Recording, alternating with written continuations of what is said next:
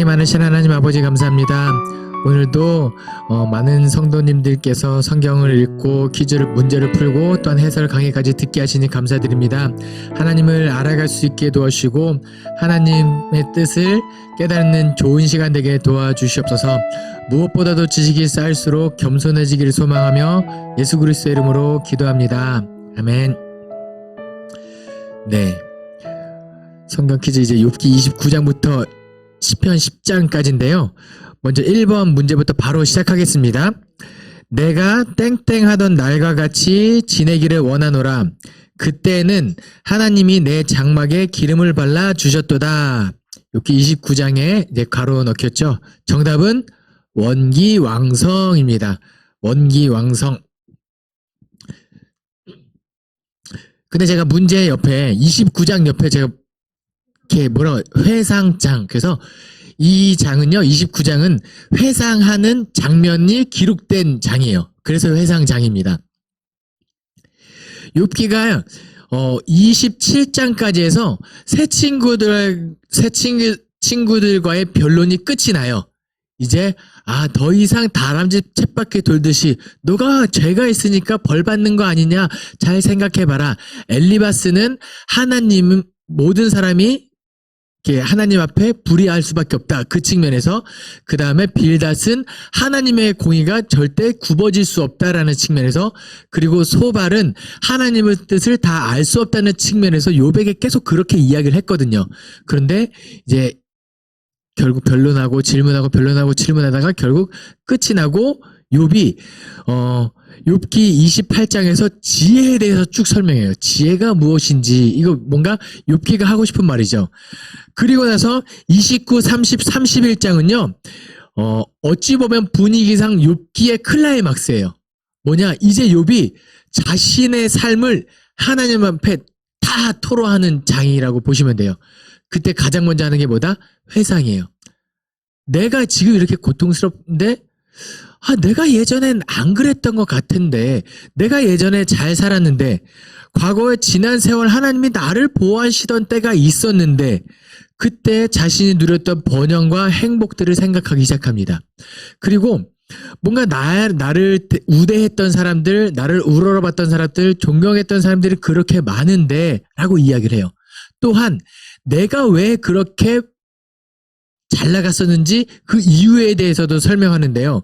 뭐라고 하냐면요, 내가 다른 사람을 도와주었고 하나님의 공의와 정의를 지켰으며 덕을 베풀고 현명한 충고들을 했었다. 그렇기 때문에 하나님께서 나를 그렇게 복을 주셨는데, 그런 시절이 있었는데 라고 회상하는 장면이 욥기 29장입니다. 그래서 괄호넣기 원기왕성하던 날이 있었는데, 뭔가 회상장을 지칭하는 원기왕성이라는 단어를 이제 질문을 한번 내봤습니다. 다음은 2번 문제입니다. 이는 하나님이 내 활시위를 늘어지게 하시고 나를 땡땡하게 하심으로 무리가 내 앞에서 굴레를 벗었음이니라. 30장 문제죠. 정답은 곤고죠. 곤고. 그리고 제가 욥기 30장 옆에 뭐라고 적어놨죠? 고통장이라고 적어놨습니다. 이건 뭐냐면요, 이제 내가 얼마나 고통스러운지 하나님 앞에 다 이야기하는 거예요. 그러니까 뭐냐면, 앞에 회상장에서 내가 잘 살았던데, 번영했던데, 좋았던 시절을 생각하고 나서 현재 내 모습으로 돌아오니까 현실 타임이라고 많이들 이야기하는데, 딱 현실을 나를 보니까 이거는 뭐 개만도 못한 그런 상황이에요. 예, 제가 개만도 못하다고 표현했는데, 욥이 30장 1절에 이렇게 이야기합니다. 그러나 이제는 나보다 젊은 자들이 나를 비웃는구나. 그들의 아비들은 내가 보기에 내 양떼를 지키는 개 중에마도 둘만하지 못한 자들이니라. 어떤 말이냐면요, 과거에 나를 우러러봤던 사람들이 존경하다고 하는 사람들이 나를 존경했었는데, 이제는 나를 비우는 사람들이 누구다? 젊은 사람들, 애송이, 새파랗게 머리에 피도 안 마른 것들이 나를 비우는데, 그들의 아비가 누구냐? 내가 기르던 개를 돌보는 사람보다 못한 아비의 아들들이 지금 나를 비웃는구나. 그러나 이제는 너무 고통스러움을 지금 토로하고 있는 장면이 30장입니다. 그런데 하나님께서 얼마나 잔인하신지를 쭉 이야기해요. 하나님, 나 너무 힘듭니다. 하나님, 도저히 하나님께서 내가 복을 받는 것이 아니라 이제는 괄시를 받고 있습니다. 뭔가 그 다음부터는 나의 지금 육체적인 피로, 정신적인 고통, 이런 것들을 하나님 앞에 다 이야기해요. 고통이 어떻고 저쩌고.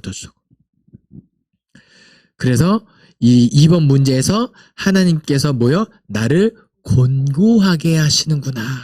이 곤고라는 단어가 어쩌면 고통과 육체적 고통, 정신적 스트레스 이런 것들이 다 함축적으로 들어간 단어로서 제가 곤고를 문제로 내봤습니다. 해설 강의를 들으시는 분들의 유익함은 이거죠. 곤고 그냥 곤고 채워놓으면 되는데 지금 이 곤고라는 단어에 욥의 심정이 한번 깊이 들어가 보시면 욥이 참 고통스러운 상황에 있구나, 요거 한번 느껴보시면 좋을 것 같습니다. 3번 문제입니다. 만일 내가 허위와 함께 동행하고 내 발이 속임수에 빨랐다면 하나님께서 나를 땡땡에 달아보시고 그가 나의 온전함을 아시기를 바라노라. 정답은 공평한 저울이죠. 공평한 저울. 욥기 31장 옆에다가 문제에다가 제가 결백장이라고 적어놨어요. 결백을 지금 주장하고 있는 장인 거예요. 그래서 하나님께서 나를 공평한 저울에 달아봤으면 좋겠다. 그럼 알 거 아니냐. 내가 죄를 지어서 이렇게 됐는지 아니면 내가 불의한지 의로운지 한번 하나님의 공평한 저울이 있으면 거기 한번 내가 올라가 보고 싶다.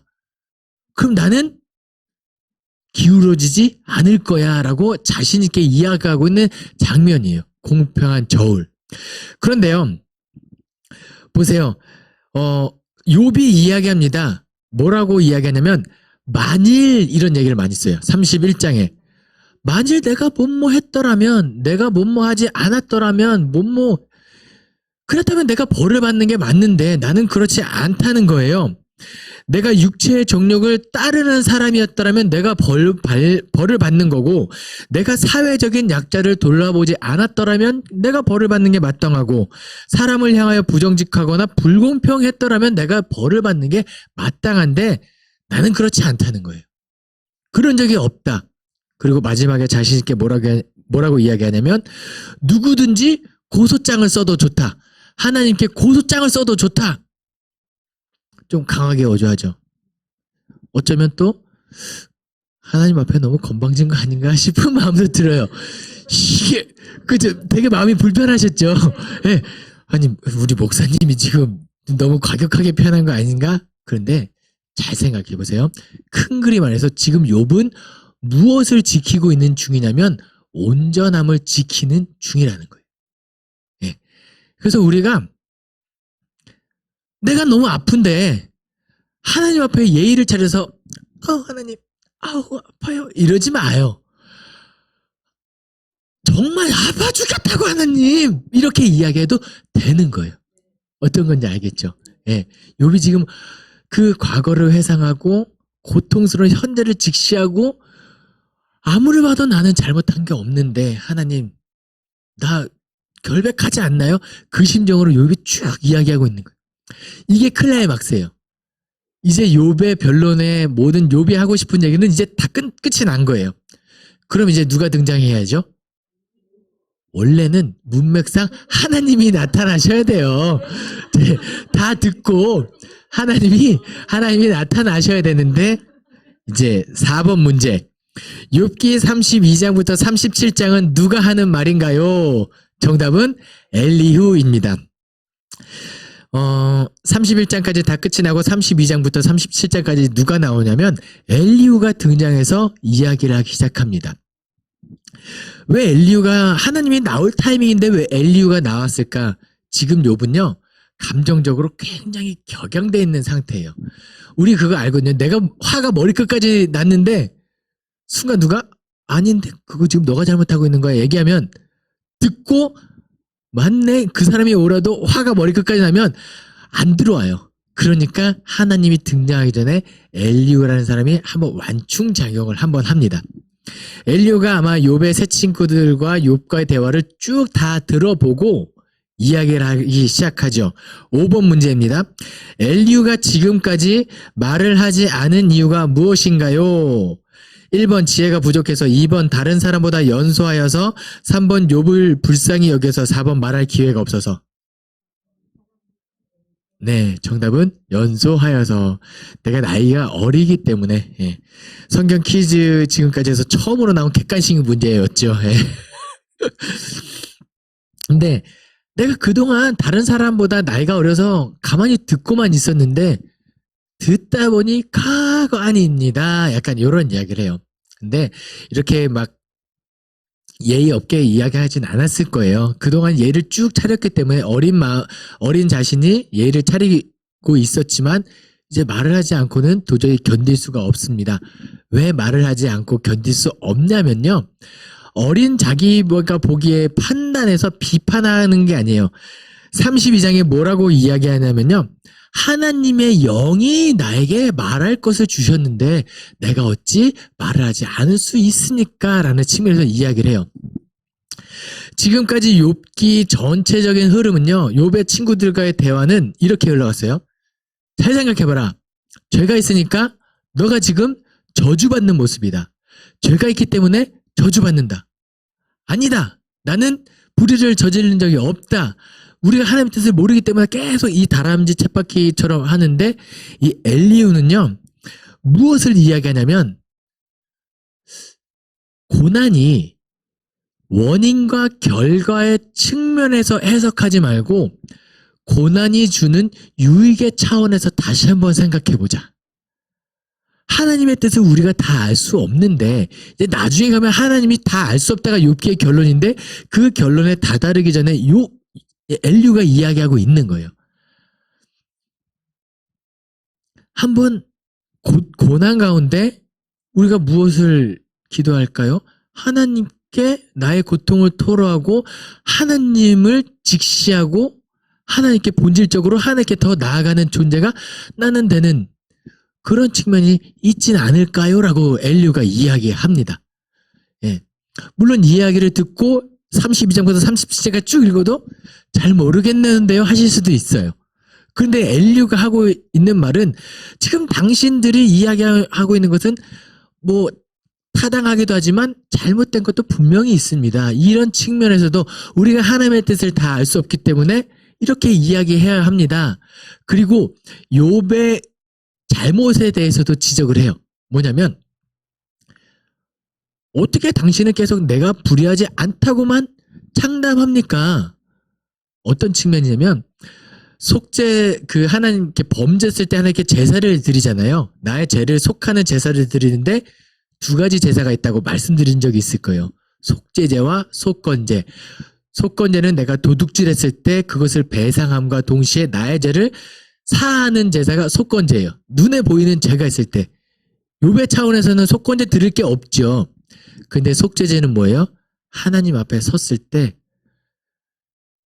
그냥 하나님 앞에 딱 직시 딱 서는 순간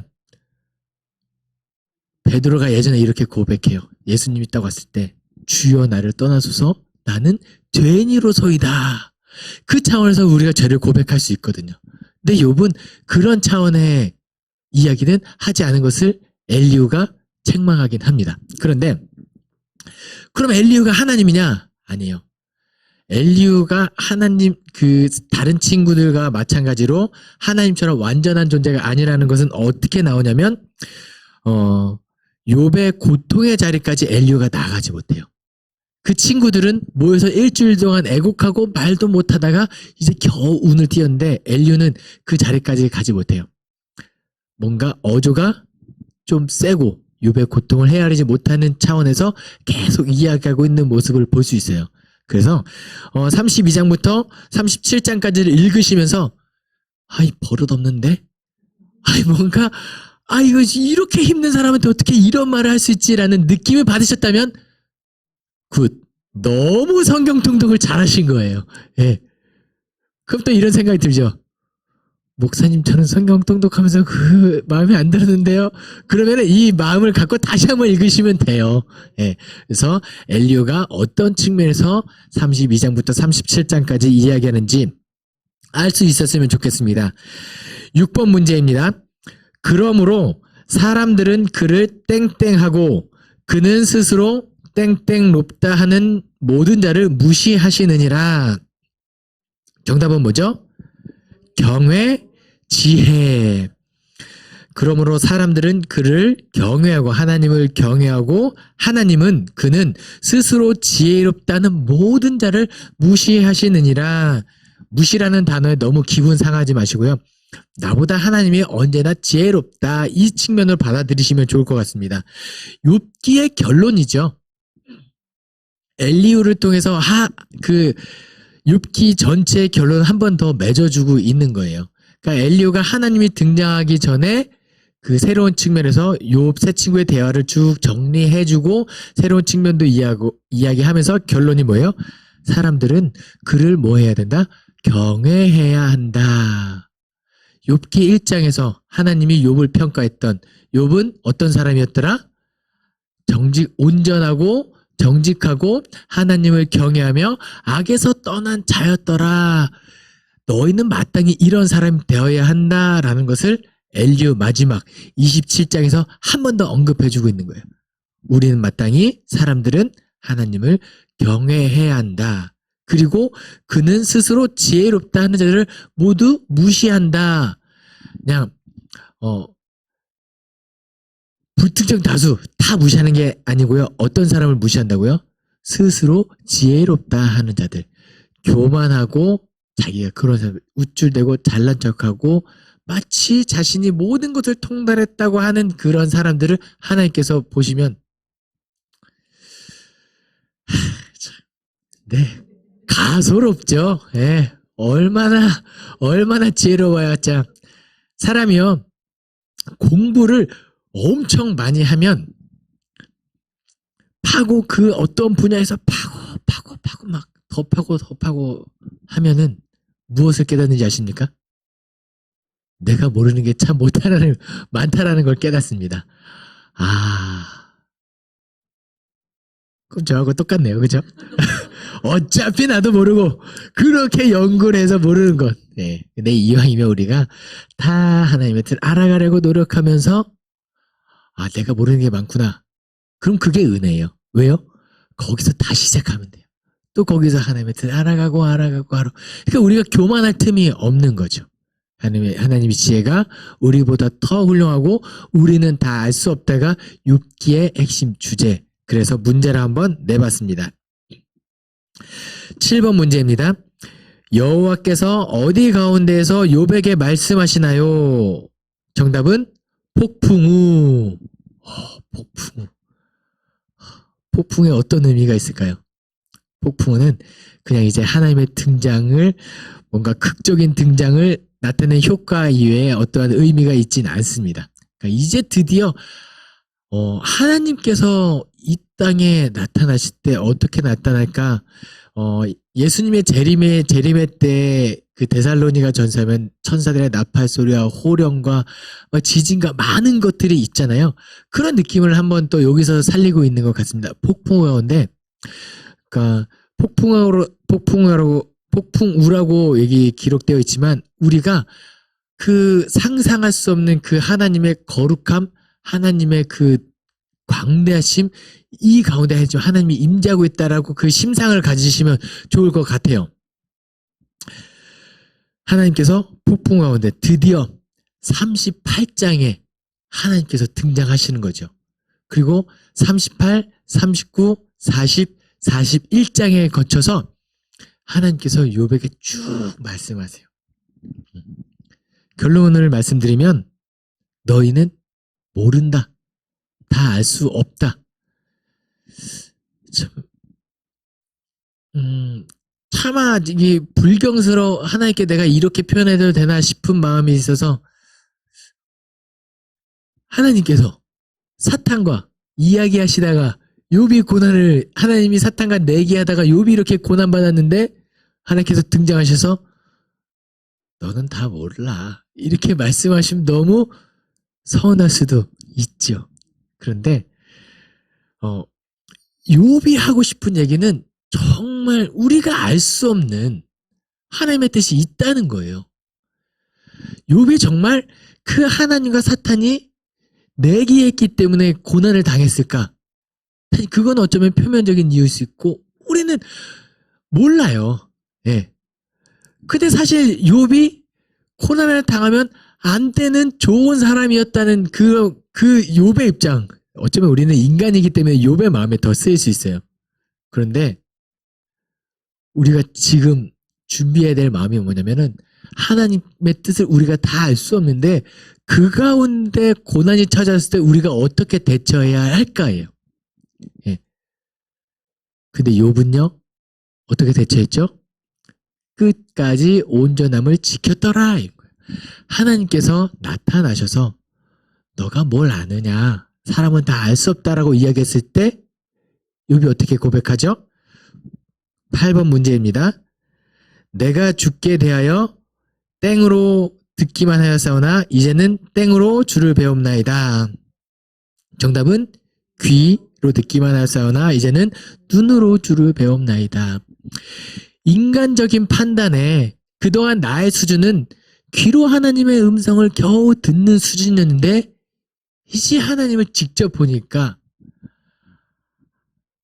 그동안에 내가 회상했고 고통스러웠고 결백을 주장했고 이런 것들이 이제 아무 문제가 되지 않는 거예요. 내가 그동안 여겨왔던 내가 쌓아왔던 지혜와 지식과 모든 내가 판단 기준이 이제 다 새롭게 재배열되고 있는 순간이에요. 귀로 듣기만 하사오나 이제는 눈으로 배움나이다. 아마 욥은요 인생을 살다가 또 내가 알 수 없는 어떤 상황에 직면할 수 있겠죠. 그리고 하나님의 임재를 다시 경험하면 비슷한 말을 했을 것 같아요. 내가 예전에 눈으로 봤을 때인데 또 여전히 모른다. 하나님을 다시 보니 내가 눈으로 봤다고 생각했지만 여전히 귀로 듣는 수준이었구나. 이제는 또 눈으로 주를 배움나이다. 감사합니다. 라는 고백이겠죠. 네.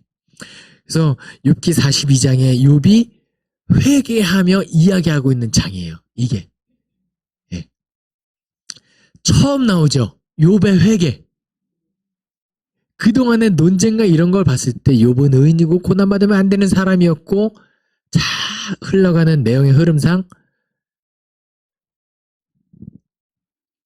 죄인이 아니라는 마음이 있었지만 욥이 어떻게 돼요? 거기서 하나님 앞에 회개를 한다라는 거예요. 예. 결론은 뭐예요? 우리는 하나님의 뜻을 다 알 수 없다가 욥기예요. 자, 그럼 이제 욥기 강의를 마무리하면서 한 가지 설교 비슷한 걸 하나 드릴게요. 욥이 가지고 있는 이 온전함을 지키고자 하는 마음을 언제 준비해야 할까요?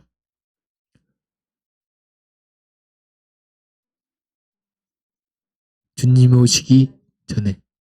네, 맞아요. 전이에요.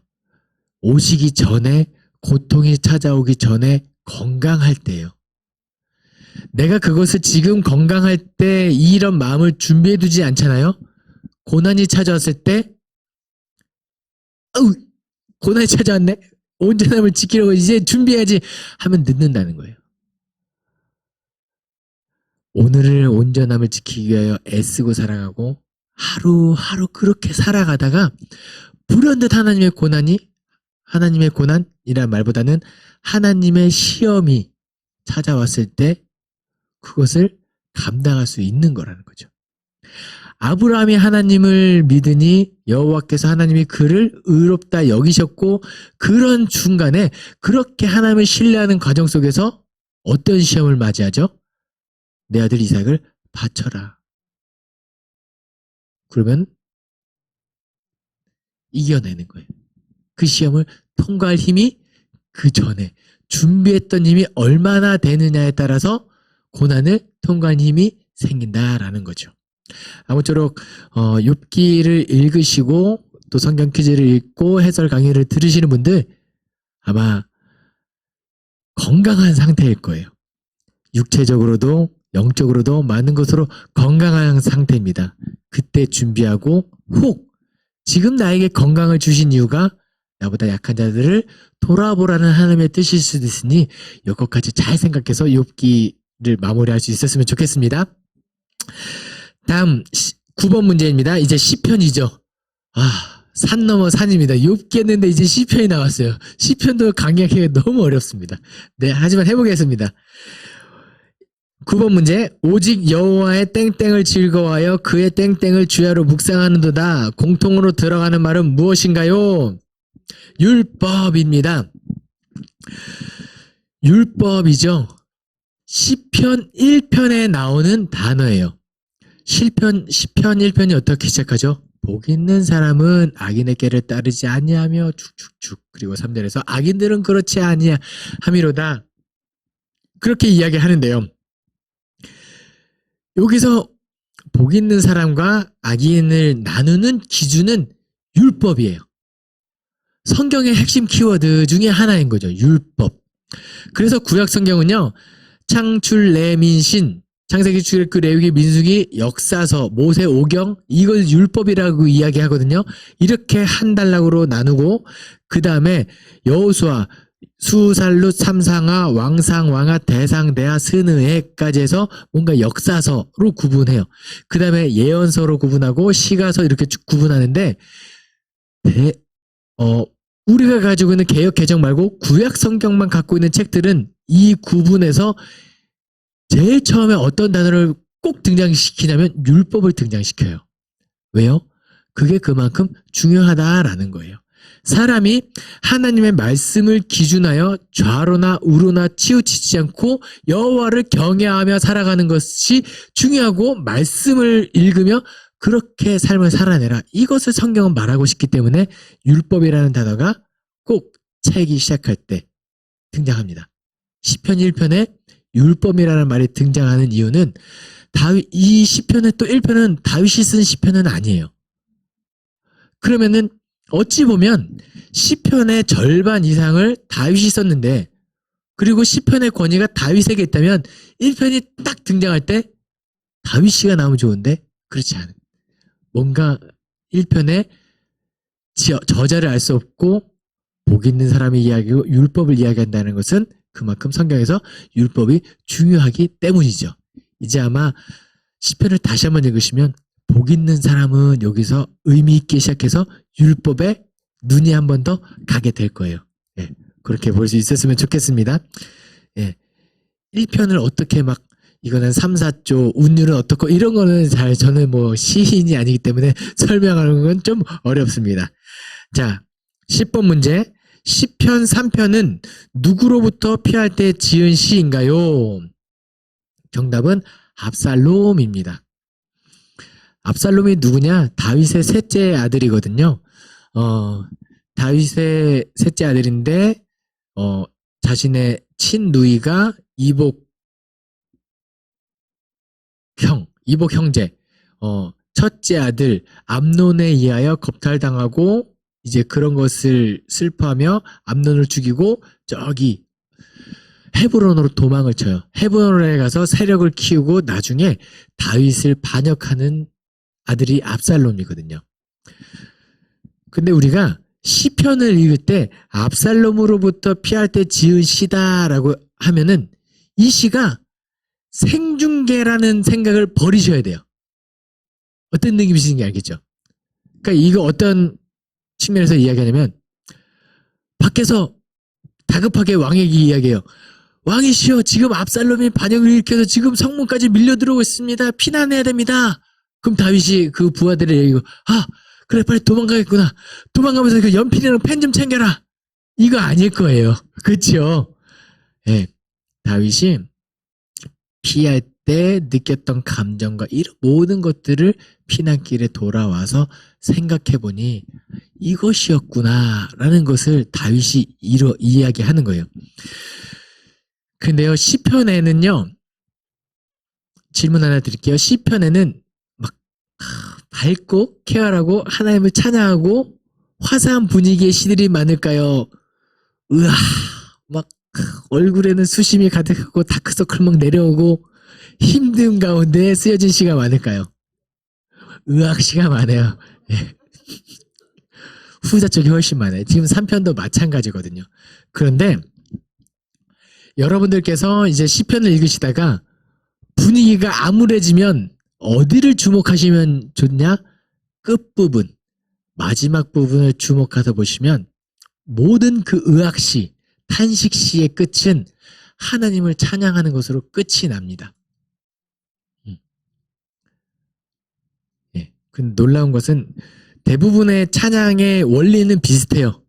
뭐냐면 나는 지금 고통스러워요. 현재 나의 상황은 고통스러운데 큰 그림으로 봤을 때 과거에도 고통스러운 상황이 있었을 거 아니에요.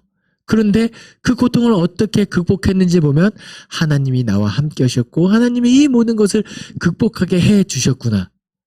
과거의 그 경험들이 현재의 고난을 이길 수 있는 힘을 주고 하나님을 끝까지 신뢰하고 의지할 수 있는 힘을 주는 거예요. 그래서 이런 탄식시의 끝부분이 어떻게 되냐면 내가 지금 너무 힘듭니다. 그러나 과거에 하나님이 나를 도와주셨던 것처럼 여전히 내가 주를 의지하오니 그 하나님을 찬송하리로다. 뭐 이런 식으로 시편이 거의 다 마무리가 돼요.